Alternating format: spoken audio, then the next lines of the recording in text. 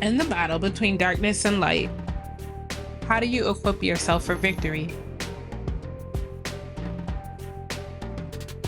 Introducing The Arsenal, Praying with a God of War, the ultimate guide to spiritual warfare. Tap into the divine power of prayer, harness the strength of ancient strategies, and stand firm against the forces of chaos. Crafted for both seasoned warriors and for those new to the spiritual battlefield, this book offers insight and empowerment. This book is not like any other warfare prayer book that you will find on the market. Arm yourself, pray with purpose, conquer with the arsenal. The power is in your hands. How will you wield it?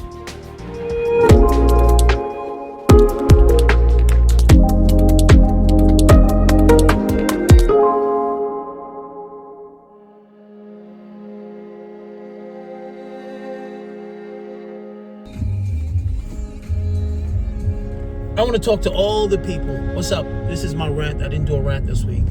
I was thinking about this while driving. Erica in here with me. She's trying to front you and get on the video. But anyway, right? You cannot live for God without God. Many of us as believers, we always trying to live for God without God, or live for God in our flesh. It's not going to work.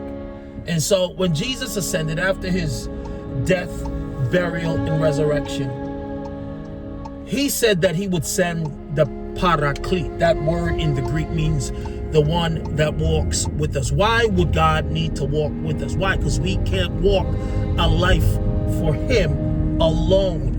We need to be filled, directed, imbued with the Spirit of the living God so we can walk this. Because sometimes Brooklyn Wayne gonna want to slip out and tell somebody about their mother disiatara. My Caticians would understand what that means. And we don't cuss no more, but it don't mean in your mind that you don't be wanting to cuss somebody out. And that's when you're trying to live for God without God, because the same stimuli that affected you in your normal life, depending on how much God you got in you, is going to affect you similarly if you allow it to. And here's the truth. None of us are perfect. We still do things and say things we shouldn't say. But the goal is to have a little more God in you every day. To walk that path that is directed by him every day. To look at your life introspectively and look at the bits and the pieces and the places where God is not evident, and try to fill those places with him. You know, I live in Baltimore, right? I be really needing some Jesus in me, because these jokers on these little bikes, I don't know what they doing, right? They should train for Formula One or something. But anyway, when you live in a place or in a city that is filled with rebellion, more so you need to have more God in you, because people are rebellious to all kind of rules and laws. The government is rebellious, and even from a national perspective, okay, on a national perspective, a couple of track hawks doing their thing.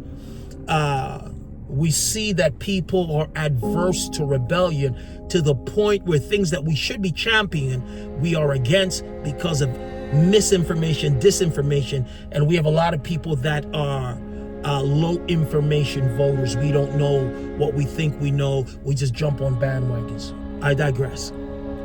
We have to make sure that God is involved in everything, in every area we find ourselves in, so that we can live for God with God.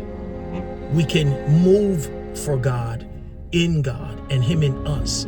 We can minister the gospel, not from a fleshly place. And the things that we do should be imbued with the Spirit of God, so that people can see the God in us. You get it?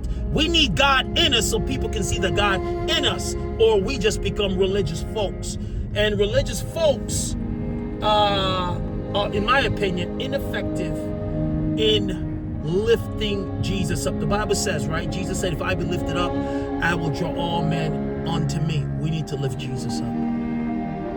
We need to live for God, in God. We can't live for God without God.